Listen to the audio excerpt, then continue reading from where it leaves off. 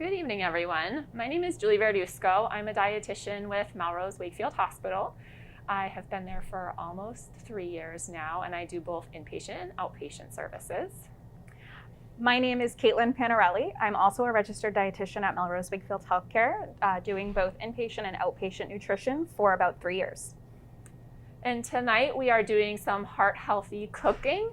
We'll be talking about what makes up heart-healthy eating and preparing some recipes here. We are going to be taking off our masks so that you can hear us better. We are both fully vaccinated. We want to encourage you at home to continue to wear your masks until we are hopefully moving on to a safer place for everyone. So just so you can hear us, these will be coming off for now. So what is heart-healthy eating? What does it entail? There are several nutrients that we want to try and limit and others that we want to try and get more of so that we can have heart health. The nutrients we want to limit are sodium or salt, saturated fat, and then we want to try and get more fiber. So with salt or sodium, that can contribute to higher blood pressure. It also can cause our body to hold on to more fluid, which makes our heart work harder. And obviously we don't want that. So we want to try and limit the amount of salt that we're taking into our diet. For fats, there are two types of fat. There's saturated fat and unsaturated fat. Saturated fat is linked with an increased risk of heart disease, and you'll find that in animal products, whole fat dairy, butter, and fried foods. So those we want to try and limit. Unsaturated fats, you may have heard of as the good fats or the healthy fats. Those are found in things like fish, oils like olive oil or canola oil. Nuts and nut butters have great unsaturated fats, and other things like avocado and flaxseed. Fiber is the one that we want to try to get more of. So fiber you're going to find in whole grains, fruits, and vegetables. Whole grains are things like oatmeal and brown rice, wheat bread, and then fruits and vegetables are pretty self-explanatory. So the cooking we're doing tonight is going to focus on all of these aspects. So low sodium recipes, low saturated fat, great sources of unsaturated fat, and high fiber options. So for our recipes, our appetizer is going to be a vegetable roll-up. So this is pretty quick and simple to do. Has a wheat wrap and a variety of vegetables. Our entree tonight is going to be a turkey and quinoa enchilada type casserole. And our dessert or our sweet treat is a no-bake peanut butter oatmeal bar. So while we're here, we do not have an oven. So we're sort of showing you how you can do a lot with just your stovetop to find some quick and healthy recipes. So I have already cooked our quinoa. That will be for our main dish. So this is here, but I'm just going to move it aside just so that's out of the way. And we're going to actually start by preparing our dessert. So we have here honey and peanut butter. So you have the recipes there, but we're going to use a cup of peanut butter. This is Teddy's unsalted peanut butter, and Kaitlin will tell you all about nut butters. So the reason that we're using a dessert with nut butter today is because nut butter is loaded with those healthy unsaturated fats that are going to help keep your cholesterol down. We chose peanut butter for this one, but you could definitely modify this by using something like an almond butter, a cashew butter. If you are looking for something that's allergen friendly, you could use a sun nut butter. And you could also do some little add-ons as well. Yeah, so we're gonna warm this up and just so that it melts all together. And with the measuring cup, sometimes what's helpful is if you rub a little olive oil or spray cooking spray on it, it can help those ingredients come out a little faster. So for the things that are particularly sticky, that can be very beneficial. Easier for cleanup. Easier for cleanup. We always like that too. So I'm going to give this a little stir here. You can see it's sort of starting to melt together. The great thing about the unsalted peanut butter is that it's a really easy way to just cut back on some of the additional sodium in your food. It doesn't have much of a taste difference once you get used to it. All right, so that looks pretty good. We've got the ingredients pretty well combined. I'm now going to add our oatmeal. So this recipe called for old-fashioned oats, and we have 3 cups measured out here. We're just, whoopsies, dump it all over the counter. Pour it in there and stir this all together. Now, oftentimes, Kaitlin and I get questions about different oatmeals. So there are old-fashioned oats, which is what this recipe called for. There are also steel-cut oats and instant oatmeal. So they're all just different levels of processing. So the instant oatmeal is going to be the most processed, so it's going to have more of that bran removed, which means the fiber is going to be a little bit lower, but it does mean it cooks faster. The steel cut is the least processed, so that has most of that bran still there, a lot of fiber. So that is going to have slightly more fiber than the old-fashioned oats, and then the old-fashioned oats sort of fall right in the middle. So they're slightly processed, but still are a great fiber source. Now we're using this for sort of a dessert, but oatmeal's very versatile. So you can make like breakfast oatmeal. You can do overnight oats with the old-fashioned oats, where you can mix it with milk or water. You can even mix it with yogurt and put it in the fridge overnight with maybe some fruit or, if you like chia seeds or flaxseed, things like that. You can mix it all in, stick it in the fridge overnight, and it's ready for you for breakfast the next morning. So from when we're trying to get out the door on time, having something that you can grab and bring on the go is always a great option. So we've got this stirred pretty well here. We're going to move it into this. So I have a 9x9 pan here, and we're just going to dump it all out into here and flatten it as best we can. And Kaitlin mentioned you can use any kind of nut butter or sun butter in here. You can also, if you want like an extra sweet treat, melt a little chocolate and drizzle it over the top. You could even like add crushed nuts, something like that, like sliced almonds on top, just to give it a bit of an extra crunch and extra flavor. So we're gonna mash this down as best we can. So we started with this recipe because this is now gonna go into the fridge. Recommended for about an hour just to cool and harden up nicely. We'll see if we get the full hour tonight, but so there we go. This is sort of what we want it to look like when you've got it all in the pan there. Perfect. So dessert is done. Quick, pretty easy. Great option to have, thank you, in your back pocket for a quick meal. Just move this out of the way. We are now moving on to our appetizer. So we're going to be doing a veggie roll-up. This recipe is also very versatile. So we have, tonight, we have some hummus.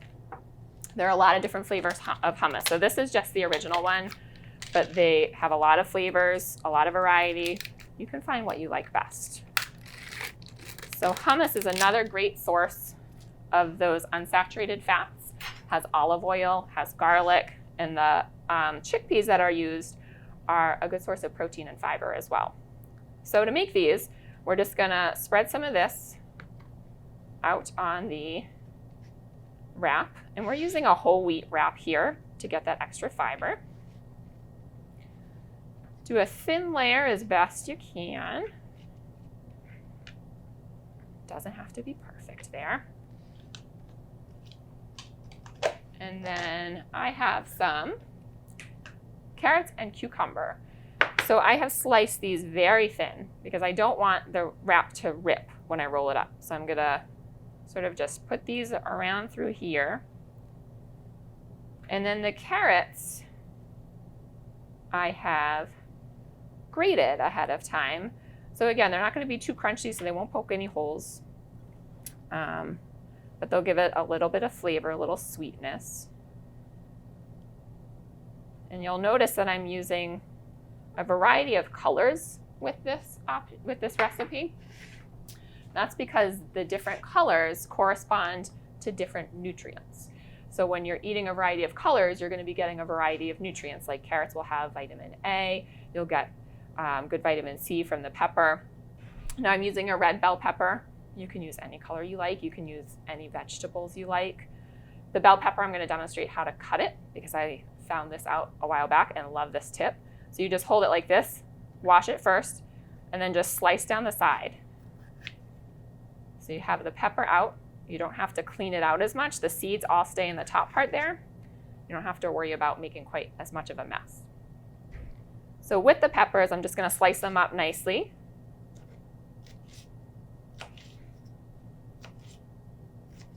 And these are going to go right in the wrap as well. And I'm layering everything sort of in the same direction so that when we roll it up, it will hopefully roll better for us. With that. I'm also using an avocado.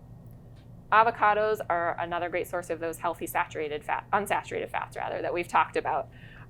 So when you have foods with fat in them, it helps fill you up more.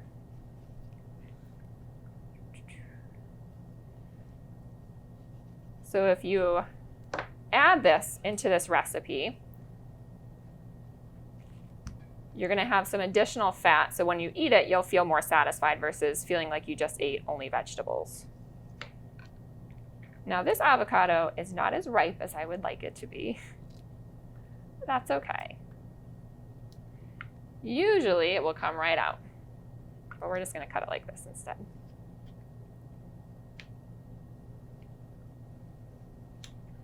So another alternative for this type of wrap, there's a lot of variety you can do, but you could do a guacamole spread instead of the hummus, and then do like a mashed black bean with a little cheese or salsa or something like that is a great way to get some good variety and a little bit of protein from those black beans.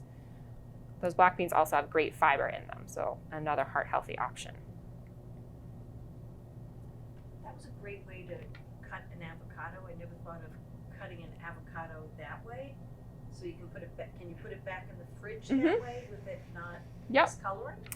Might discolor a little bit. One thing that can be helpful with avocado is to put like a little bit of citrus juice on that cut part to help prevent it from getting brown.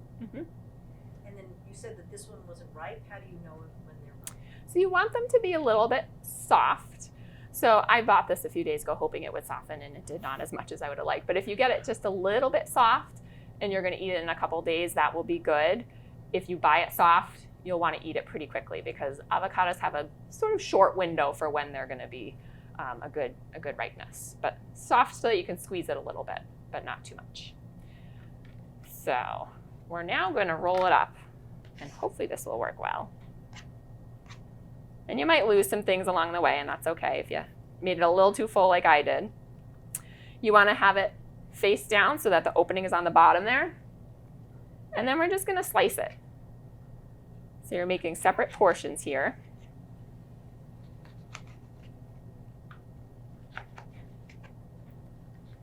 All right, and if I can have the toothpicks over there. So if you're having this for an after-school snack, thank you. You might not need toothpicks, but if you want to serve this as like an appetizer or something like that, if you stick a toothpick in there, it'll help keep it together a little bit better.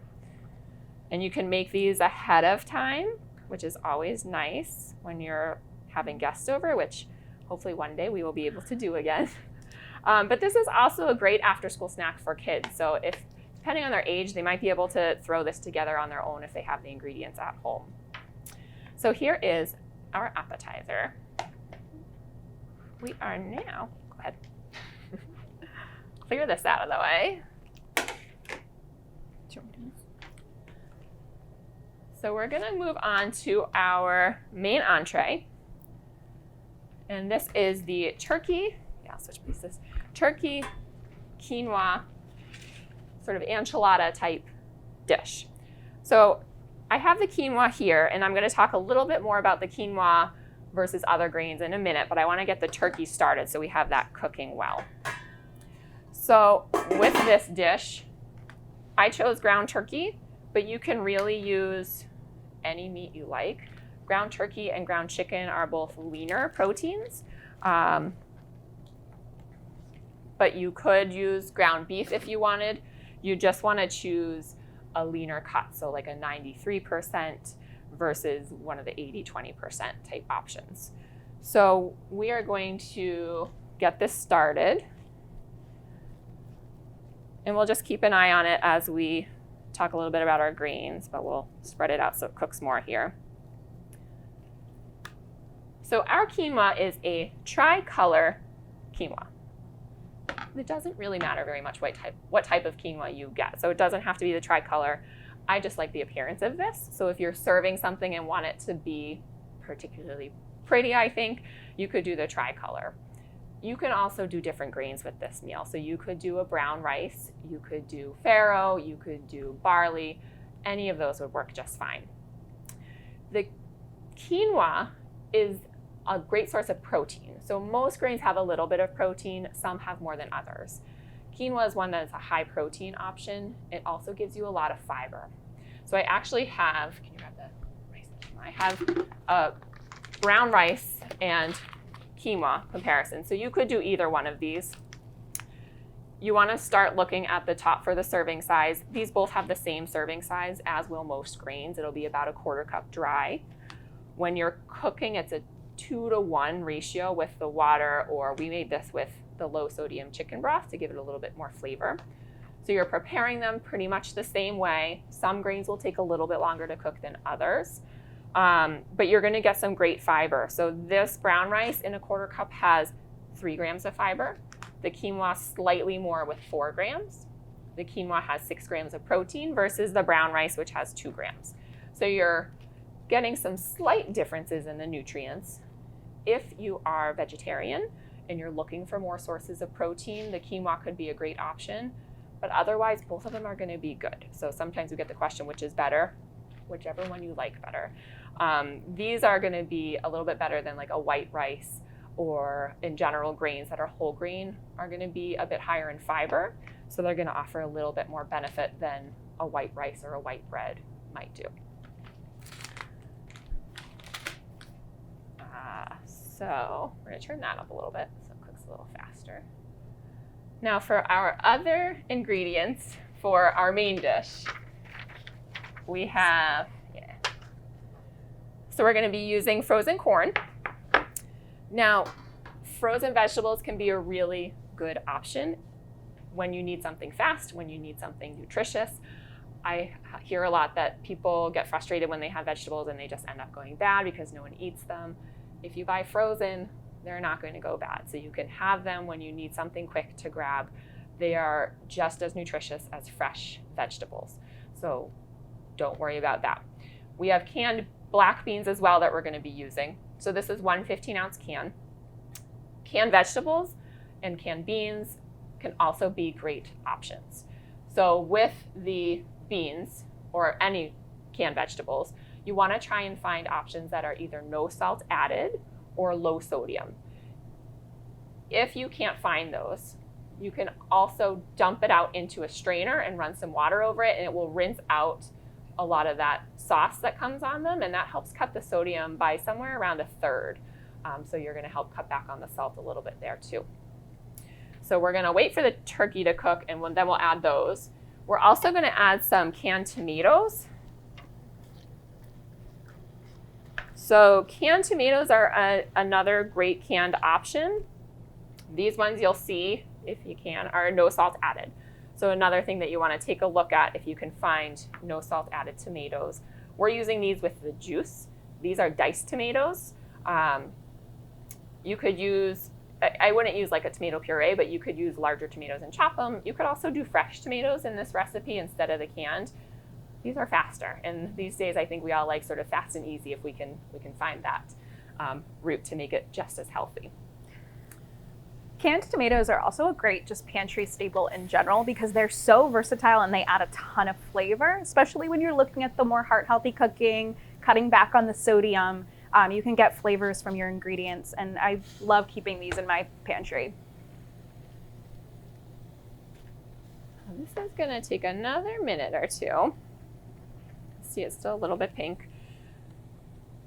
So to the turkey, we're going to be adding all of these ingredients. We also are going to add onion for some flavor. We have some cumin and pepper, the little one. Okay. Some cumin and pepper. These are great ways to add good flavor without adding sodium or salt. So sodium and salt I'll use interchangeably, they're the same. But by checking out your spice cabinet, seeing what you might have, you can play around a bit.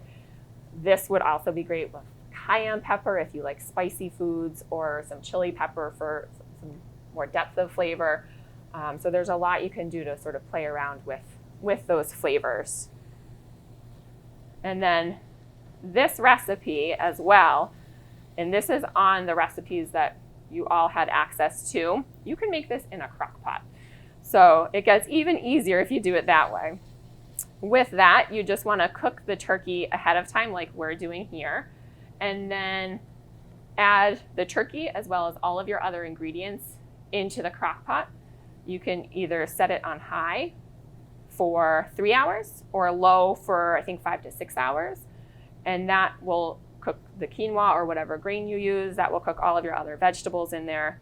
So it's a great quick way to have something that doesn't require a lot of your dedicated attention. Are there different types of ground turkey that you could purchase? There are. So I think the one that we have here was an 85% maybe? Just like with ground beef, you can find this in different percentages of fat. So you can go up to, I've seen as high as like a 95% in the store, which would be more of like your white meat turkey. But yeah, so there's definitely different ones that you could do. Ground chicken is also a great option, which also tends to be pretty lean as well. It occurs to me that I forgot to let everyone know who's watching that if you have questions, please type them in the chat box, and we have people who will read them as we go. We'd love to have this as interactive as possible. Usually we do this in person, which obviously we can't do this year, but please feel free to type in any questions you have as we go, and we'll also have time at the end for some more question and answer section. So our turkey is looking pretty good here. I am going to add the onion in, and I'm just going to cook it all together. So this is about a cup of onion, but again, sort of depending on what your preference is in terms of how much you want, you can adjust that. And we're going to cook this a little bit more so that the onion becomes a little bit translucent, so a little bit clear. And you'll start smelling it.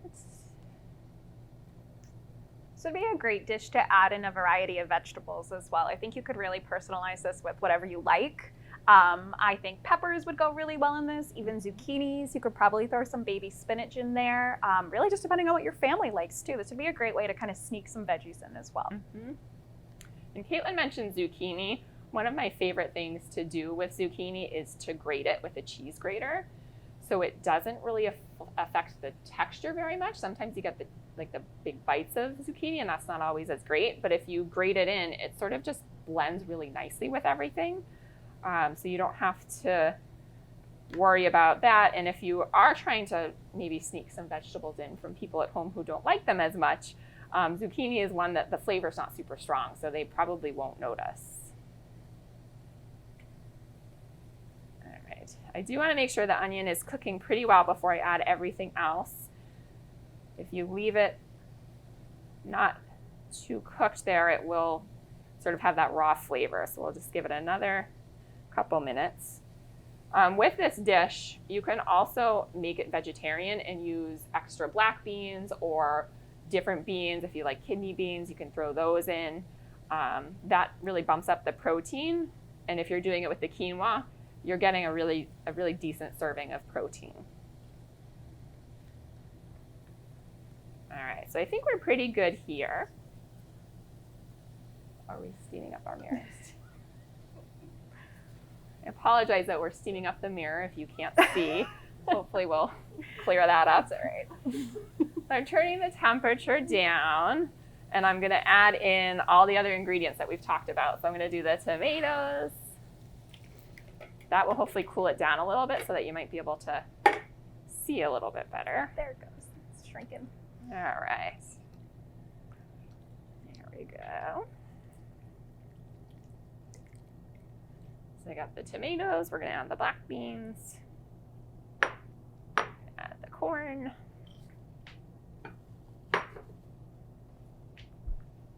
So this is one of my favorite recipes to make at home because everyone loves it. And it also is pretty quick and easy. And it, I think, is a really great example of using fresh, frozen, and canned options. Those are all really nutritionally pretty equivalent options there. So yeah, there's no reason to shy away from some of those foods you find in the packages. While we do want you to eat less processed food overall, there are still some really great things in the aisles, like these beans and the frozen vegetables and the tomato and even the grains. All right. Yeah. Do you have to defrost frozen vegetables before you add them for either crock pot or Instapot or even doing this? That's a great question. You do not. Can you repeat the question? Oh yeah, so the question was, do we have to defrost frozen vegetables before cooking them in any way? So whether the crock pot or with this, and you do not. So generally if you're cooking like with this is gonna sit for a little bit and all cook together so the corn will cook through. Same thing with other vegetables, like if you're making frozen broccoli or frozen green beans, you can throw it in the pan, you can steam it, add a little water and steam it that way. I do tend to steam it first and then roast it for most frozen vegetables, but that's sort of personal preference. So you can try out how you like vegetables and choose the way you like it. So someone is asking, my family doesn't like onions. Are there any alternatives to onion that you can add? So the question was about onions. If you don't like onions, I think you could probably just leave the onions out. Yeah, you could just leave them out. You could add different vegetables that aren't as pungent, like the zucchini or the red pepper or something like that could go in there. I don't think it would suffer not having onions in there.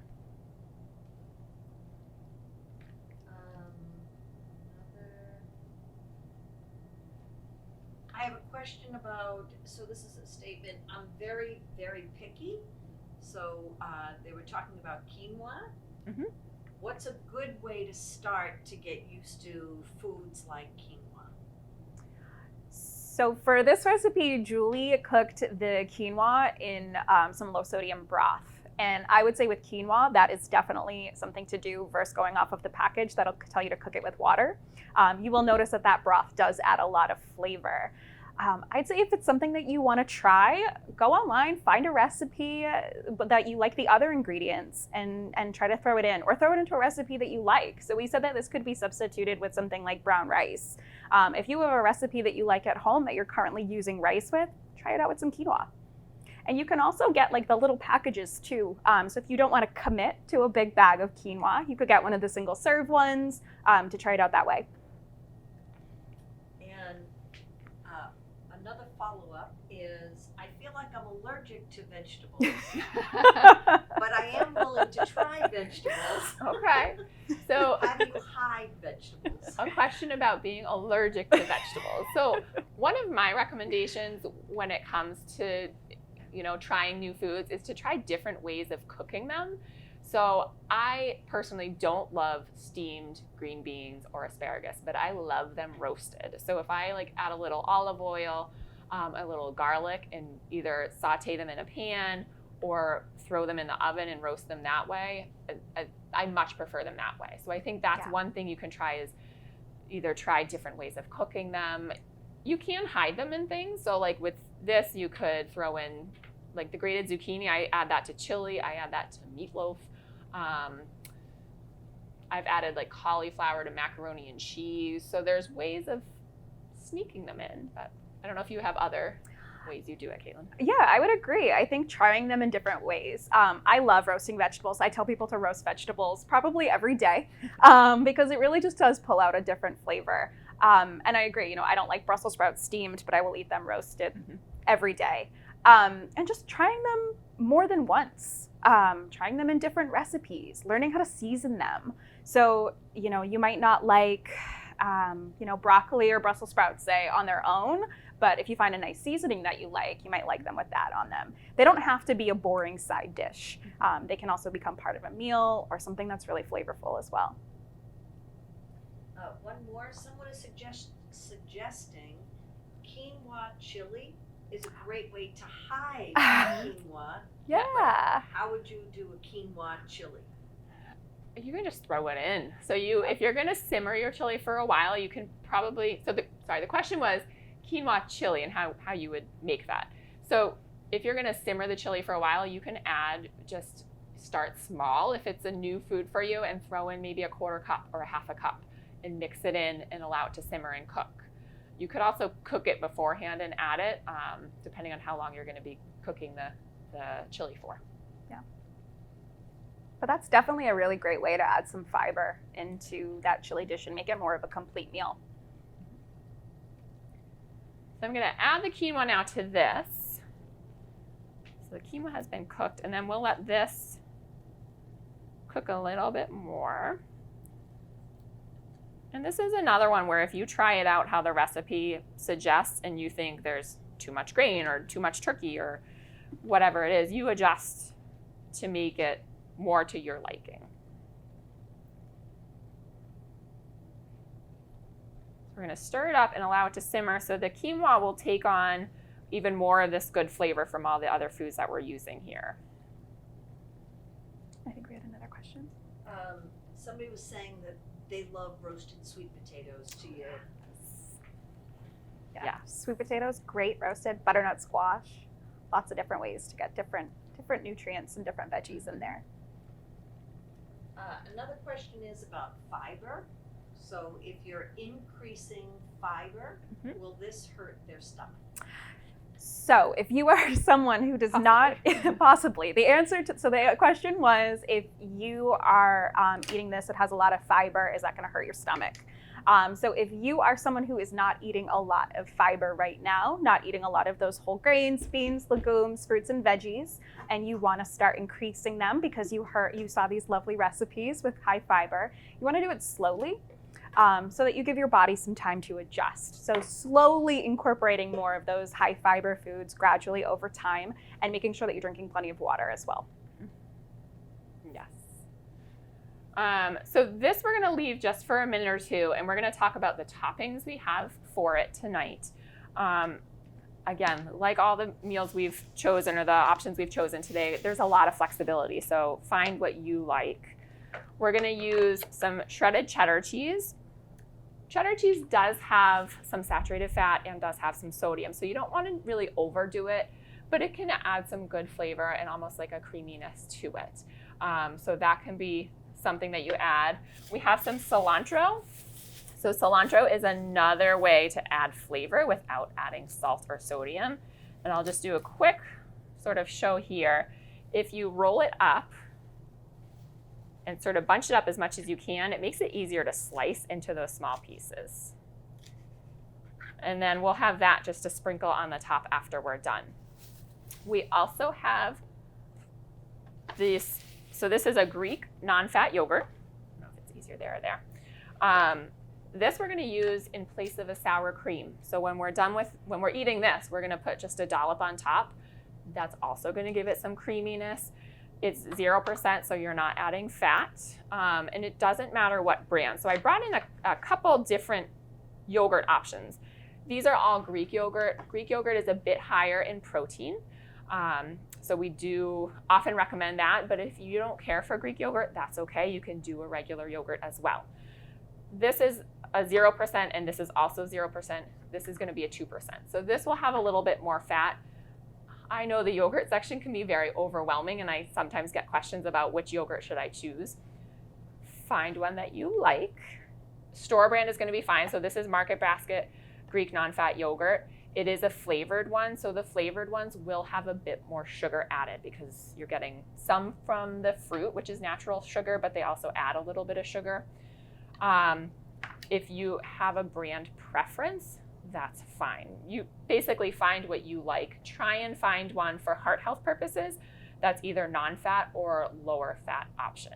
That'll be lower saturated fat for you. So we're going to use this at the end as well.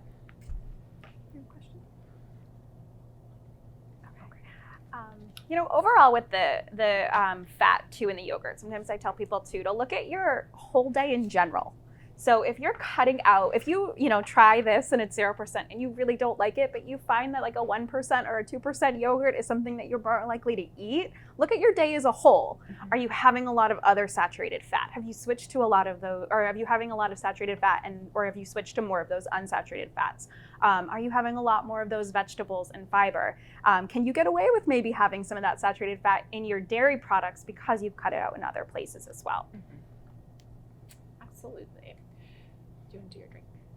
Sure. Okay. All right. So let me move this. So we're going to let this simmer a little bit more and let the flavors spread nicely. And we have a bonus recipe that we did not send out. Kaitlin's going to be making a mocktail for us. Nice. Yeah. All right. So we decided to add this on as just a fun little drink option. A lot of the times we have patients tell us they get bored of water. Because we want to eliminate sugary drinks a lot of the time, water becomes one of the main things that we do, but it can get very boring. So this is just a little way that we can add some flavor to our drinks. This is a little mocktail too. Could be great in the summer to stay hydrated. Hopefully we'll all get some good weather and get to be outside this summer. So here I have a strawberry basil mocktail. So I cut up some strawberries and some basil, and I'm actually going to do this.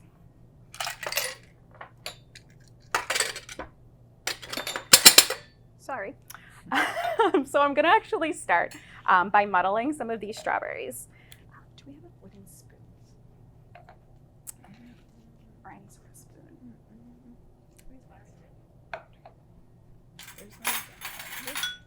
So we're going to improvise here a little bit because we don't have a muddler, but I'm just going to use, this wooden spoon and just use the end of it to crush it up.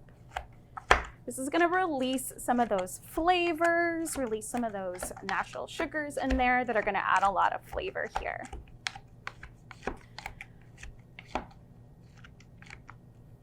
The recipe I found called for some honey to sweeten this.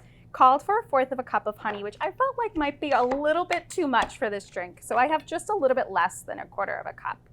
And just like when Julie was making the dessert earlier, I had sprayed this down with a little bit of olive oil to make it come out a little easier.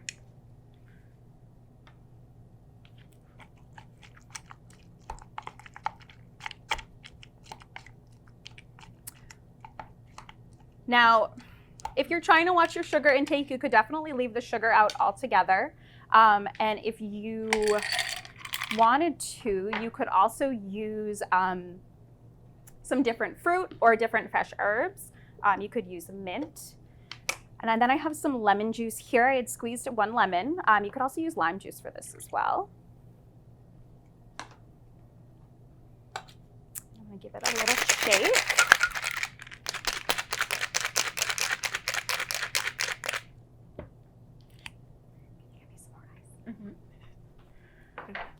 I didn't put it away. You have it. So this is also a drink. So Kaitlin's got it going in the cocktail shaker, but this is something you could throw in the blender too and have more of like a sort of like a smoothie type drink as well. Be very refreshing with the summer. So I'm just gonna put a little bit of that into the cup and then top it with some soda water. So this seltzer water is original, unflavored. There's not going to be any sodium in here, no sugar, but it is going to add some nice bubbles.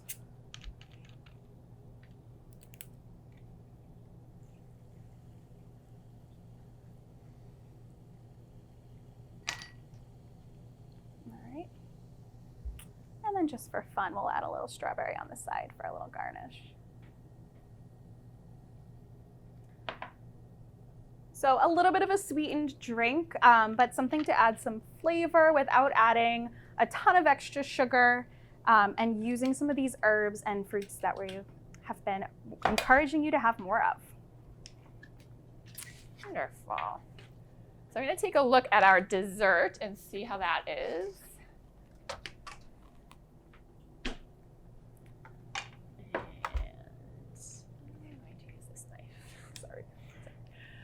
All right, so we have these bars, and they've gotten pretty solid. So just with, the half hour or however long they've been in there, they're pretty hard. They are going to be a little bit sticky, but it came out pretty well. So there you go. So we've got our dessert here. We've got our appetizer, and then we're going to just show you a sample of our main meal here. So we've got this. We're gonna sprinkle a little of the cilantro for flavor. We're gonna grab a little of the yogurt for that creaminess.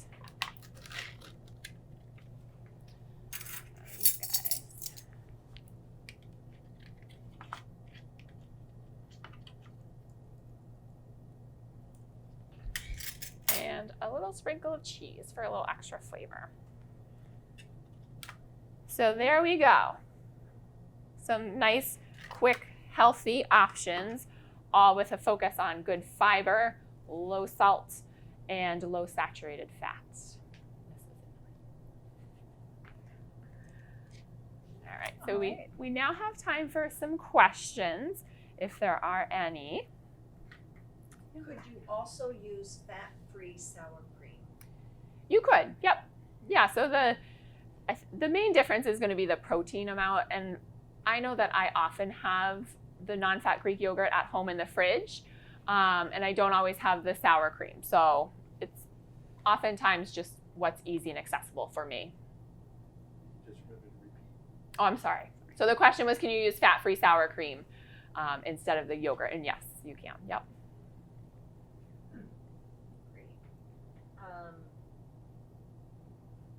And people are saying thank you for this evening and for all of this.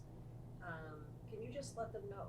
Can you talk about the recipes that we put on the website that can also follow, because you do recipes every month? Yeah, so we have this today, but we also have recipes that go up on social media every month that are just some healthy recipes that you can find online. They usually have a little bit of a theme corresponding to whatever the month is. For some added, resources and places to find recipes. So I would encourage you to look at those and also look around the websites that those are from too and see if you can find anything that's really great. Also, the heart.org is a really great resource for some heart healthy recipes and also some cooking tips. So they have videos on there of how to prepare different things as well if you're feeling kind of overwhelmed by cooking some new foods. One more question is, what about eggs? Are eggs okay in fighting heart disease? We get this question a lot. So eggs have a lot of benefits. They have great protein. I think eggs got a bad rap at one point because of the cholesterol in them. And it's no longer thought that cholesterol in food affects our own cholesterol as much. We look more at the saturated fat as causing that increased risk. So eggs can absolutely be a part of a balanced diet. They're a great protein. They can be quick. You can hard boil them and have them in your fridge ready to go. Generally, I recommend like an average of 1 a day. I don't know if you're around that same recommendation, but so an average of 7 a week. So if you do maybe 2 for breakfast on a Monday and have oatmeal on Tuesday and balance it out, I think all of the dietitians in Melrose Wakefield really encourage moderation and balance. So we're not going to tell you that you can't have a certain food. We think all foods can be part of a balanced diet. So it's just about really focusing on getting a lot of this good stuff and having the stuff that maybe isn't as beneficial a little bit less often. There's a question about oils. What is the best oil to use in cooking? Right, so the question was about cooking oils. So my personal favorite cooking oils to use are any sort of olive oil and avocado oil. I'll do canola oil too. So if it's liquid at room temperature, you're going to have a balance of those unsaturated fats that we like. So it's a lot about your personal preference. Olive oil can be great for sautéing.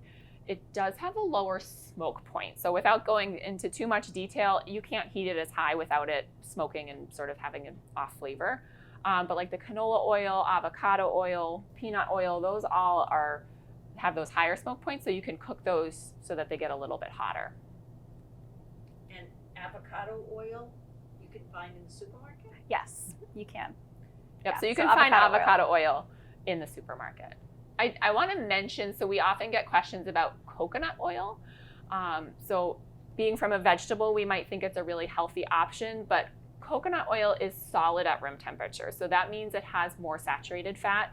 So it's one that we want to try and limit in our diet. It can be a great option for like skincare and external use, but we don't really want to encourage eating a lot of that. Right. Any other questions? That I think.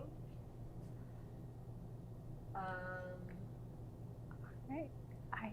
So someone is asking. I think we have one more question. One more question. I'm sorry, and that was about making an appointment, talking about seeing a nutritionist. Yeah. So do you need a referral to see a nutritionist? Yeah, so Kaitlin and I both do outpatient nutrition, and we have another colleague who also does, Trissa. We would love to see you. So usually we are going to ask for a referral, but that's something that we can help you get too. So I believe they're going to be posting the information on who you can call, but you can call the hospital at Central Scheduling, tell them that you'd like an appointment for nutrition, and they will book you with one of us. And then if we have you coming in and we see that you need a referral, we can reach out to your doctor and get that. You can also go to your doctor first and ask for a referral, and you can do it that way, but either way, we will get you what you need so you can come see us.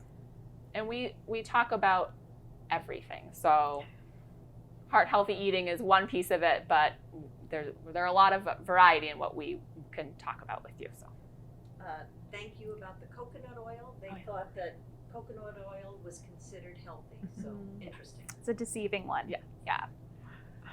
All right. Great. Well, thank you so much for joining us tonight. Thank This you. was a lot of fun. I hope you guys enjoyed this at home.